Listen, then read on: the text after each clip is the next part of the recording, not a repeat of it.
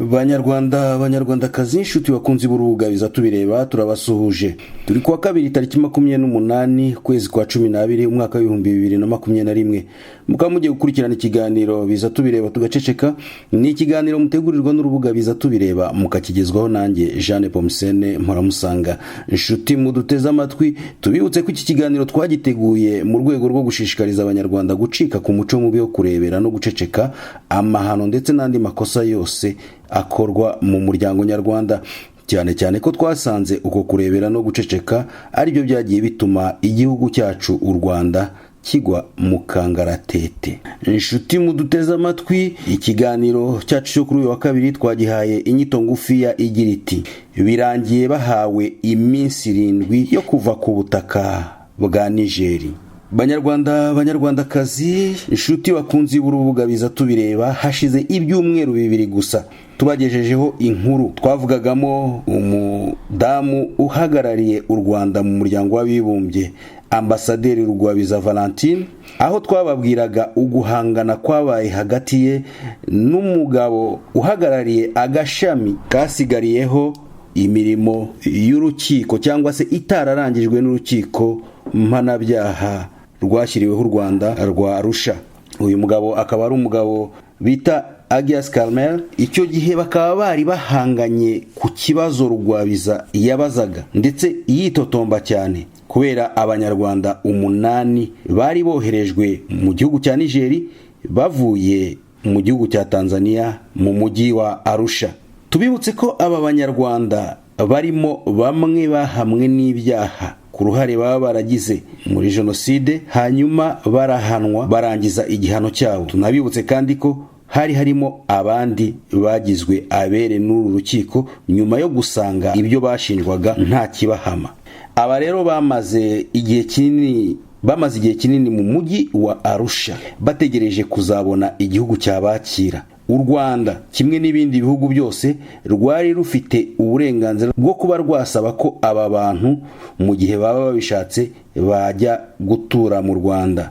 Gusa abangaba ndavuga abanyarwanda bari barangije ibihano byabo mu rukiko rwa Arusha ndetse hamwe n'abagizwe abere, bo bagaragazaga ko mu by'ukuri batifuza kujya gutura mu Rwanda, bahitamo kuguma Arusha kugeza igihe hazabonekera igihugu cyemera kubakira. Ibi byafashe igihe kinini, nyamara mu mezi 2 ashize nibwo igihugu cya Niger cyemeye ko gifashe umwanzuro wo kwakira aba banyarwanda 8 bagatuzwa muri iki gihugu. Uhagarariye agashami kasigariyeho imirimo y'urukiko mpanabyaha rwa Arusha, Carmel, amaze kubigeza ku Muryango w'Abibumbye, bumvikana n'igihugu cya Niger ko abo bantu bajyanwayo. Baje kujyanwa mu gihugu cya Niger. Ubwo twabagezagaho ikibazo cy'intonganya zabereye mu Muryango w'Abibumbye, ubwo Ambasaderi Rugwabiza Valentine yasabaga ko Umuryango w'Abibumbye ngo usobanura impamvu wohereje bano bantu muri Niger ntiboherezwe mu Rwanda. Carmel yavuze yuko mu by'ukuri kujyanwa mu Rwanda cyangwa mu kindi gihugu icyo ari cyo cyose ari amahitamo y'aba bantu kandi ko Niger yabibemereye. Muri icyo kiganiro twagaragaje mu by'ukuri ko nubwo Ambasaderi Rugwabiza Valentine yasabaga aba bantu mu by'ukuri bitari kubw'izindi mpuhwe, ahubwo bishobora kuba hari umugambi wari ubyihishe inyuma kubera amagambo yandi yaje gukurikizaho nyuma, amagambo atari meza. Ndetse ibi yabivugaga ariko yotsa igitutu Carmel amureba ikijisho. Muri icyo kiganiro twabyise ngo ni ijisho ry'iterabwoba. Inshuti muduteze amatwi, tubibutse ko igihugu cy'u Rwanda kiyobowe n'ishyaka rya RPF inkotanyi muri kino gihe nyuma ya 1994 aricyo cyasabye ko uru rukiko rwa Arusha rwajyaho kugira ngo abakekwaho uruhare mu bwicanyi bwabaye mu Rwanda bahanwe. Byumvikana neza ko nyuma y'uko rwemeye ko urwo rukiko rujyaho kandi rugatangira imirimo, bagombaga no kwemera ibivuye mu manza uru rukiko ruzaca. Nyamara ikigaragara ntabwo u Rwanda rwigeze rwemera na rimwe ubutabera ubwo ari bwo bwose bwakorwa n'uruhande rudafite aho rubogamiye, ahubwo bigaragara neza ko rwifuzaga ko ari rwo rwakwirangiriza ibintu byose. Ni nayo mpamvu kugeza uyu munsi urubanza urwo ari rwo rwose rwaba badasohoje gahunda ya RPF rutakwemerwa. Inshuti muteze amatwi, tugarutse muri kino kiganiro kubera inyandiko zasohotse ku munsi w'ejo hari ku itariki 27. ni inyandiko zasohowe na Minisiteri y'Umutekano w'imbere mu gihugu ndetse no kwegereza abaturage ubuyobozi, zisinywaho na Ministre Hamadou Adamou Souley. Izi nzandiko zanditsemo ingingo z'amategeko zitandukanye iki gihugu ngo cyaba cyarashingiyeho kirukana aba banyarwanda 8 bari bamaze igihe gitoya mu gihugu cya Niger. Ariko reka twibaze ngo mbere yuko birukanwa muri Niger bahageze bate? Aba bagabo bari mu gihugu cya Tanzania bageze muri Niger bate? Ikizwi nuko bageze muri Niger nyuma y'igihe kinini cy'ubwumvikane n'imishyikirano hagati y'Umuryango w'Abibumbye n'igihugu cya Niger ndetse n'aba bagabo ubwabo. Bivuze ko amategeko yose yagombaga kwemerera abagabo kujya gutuzwa muri Niger yabanjije kugenzurwa. Nyamara uyu munsi uko biragaragara ko aba bagabo batezwe umutego. Uyu mutego waba waratezwe nande? Hagati ya Tanzania, Niger n'Umuryango w'Abibumbye, ninde wateze uyu mutego ku buryo nyuma y'igihe gitoya abantu bemerewe gutuzwa mu gihugu bahita bongera bakakirukanwamo? Abo bagabo ni bande? N'uwitwa Zigiranyirazo Prote, Nzuwonemeye François Xavier, Nteziryayo Alphonse, Muvunyi Tarsise, Ntagerura André, Nsengiyumva Anatole, Mugiraneza Prosper na Sagahutu Innocent. Aba bari bamaze igihe gito cyane muri Niger kandi Niger yabakiriye biturutse ku bwumvikane yagiranye n'urukiko cyangwa se n'ishami ryasigariyeho urukiko rwa Arusha, bemererwa gutura muri Niger. Uyu munsi birukanywe muri Niger bahabwa iminsi 7 gusa. Ndetse Ministre Hamadou Adamou Souley mu gusinya iyi nyandiko yagize ati ubunyamabanga bukuru muri iyi ministeri ndetse n'ubuyobozi bukuru bwa polisi burasabwa gushyira mu bikorwa ibikubiye muri iyi nyandiko. Inyandiko yamaze gushyikirizwa abo ikibazo kireba, ni ukuvuga ba nyir'ukwirukanwa. Banyarwandakazi, ndagira ngo muri kino kiganiro nk'abanyarwanda twe kuvuganira aba bagabo nk'abantu babaye mu butegetsi, twe kuvuganira aba bantu nk'abantu bazwi muri politike y'u Rwanda, ahubwo tuvuganire amategeko. Kuko jewe ku rwanjye ruhande mu kiganiro cyashize nababwiye ko aba bagabo nta n'umwe nzi muri bo, ariko nshobora kubavuganira nk'uvuganira itegeko, kandi nshobora kubavuganira nk'uvuganira undi munyarwanda wese mu gihe haba hari ikibazo. Impamvu mbivuga ni iyihe? Nuko leta y'u Rwanda ariyo yasabye ko uru rukiko rujyaho. Niba ambasaderi Rugwabiza Valentine mu kanama k'umutekano k'Umuryango w'Abibumbye yaragaragaje uburakari ko atishimiye ko aba bantu bajyanwa muri Niger, ko yifuza ko bajyanwa mu Rwanda, ndetse akagerageza no kwerekana ko hari ikibazo cy'umutekano mu karere k'ibiyaga bigari, agashinja bamwe muri aba bantu ko baba babigiramo uruhare, atarigeze abigaragaza mbere y'ikindi, bigaragaza ko bibitse inzika n'urwango kuri aba bagabo bahoze mu butegetsi bwa leta yatsinzwe muri 1994. Ikibazo rero kiriho niki? Ibikorwa nk'ibi ngibi bigaragaza ko mu by'ukuri ubwiyunge n'ubumwe mu banyarwanda bikiri kure nk'ukwezi. Impamvu ni iyi, nuko nk'uko byagiye byumvikana mu kanwa k'abategetsi bayoboye igihugu muri kino gihe, bagiye bavuga bati abagomba kugezwa imbere y'ubutabera tuzahabageza, abagomba kubuzwa uburyo tuzabubabuza, abagomba guhungetwa tuzabahungeta. Ibi byose icyemewe akaba ari ukugeza umuntu imbere y'amategeko. Ibyo kubuza uburyo no guhungeta ni ibintu bishingiye ku rwango n'inzigo idateze kugeza aho igeze u Rwanda.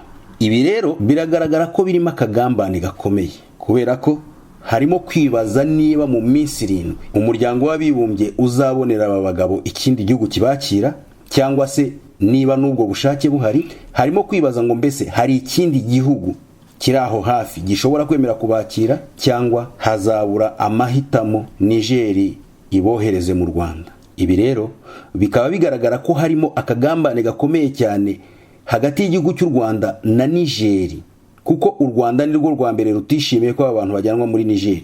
Ikindi cya kabiri, Niger yemeye kwakira aba bantu izi neza amategeko yayo. Wavuga gute ko nyuma y'igihe gito bahamaze aribwo Niger ibonye ko amategeko atabemerera kuhaba? Ni ukubera ko harimo akagambane. Aka kagambane rero, banyarwanda, ndagira ngo mbabwire nk'umunyarwanda wifuza u Rwanda tuzaraga abanyarwanda mu gihe kizaza, abana badukomokaho, abuzukuru bacu n'ubuvivi bwacu.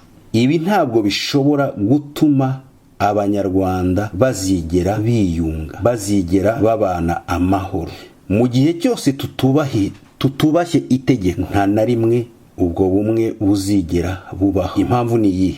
Reka mvuge ko njyewe ku giti cyanjye, ndamutse ndi wa muntu gito uvuga uti umusonga wundi ntiwambuza gusinzira, wenda nkirengagiza ko kwica itegeko ntacyo bitwaye, nkavuga nti wenda abakora ibikorwa nk'ibi ngibi byo guhohotera abandi reka tubababarire, be gukurikiranwa n'amategeko. Ese abana baba ngaba bagirirwa ibi ngibi, imiryango yabo n'inshuti zabo bazabyihanganira? Mperutse kumva kuri radio Itahuka ubwo umunyamakuru Serge Ndayizeye yari arimo kuganira na Professor Kambanda. Professor Kambanda aravuga ati niba abanyarwanda bifuza igihugu bazaraga abuzukuruza n'ubuvivi bwabo, birasaba ko abantu bazafata ubutegetsi nyuma ya FPR inkotanyi bazirengagiza amakosa yose yakozwe n'iri shyaka riri ku butegetsi, ndetse ntibapime kugira n'uwo bajyana mu nkiko. Ndumva niba ntibeshye ari uko Professor Kambanda yabivuze.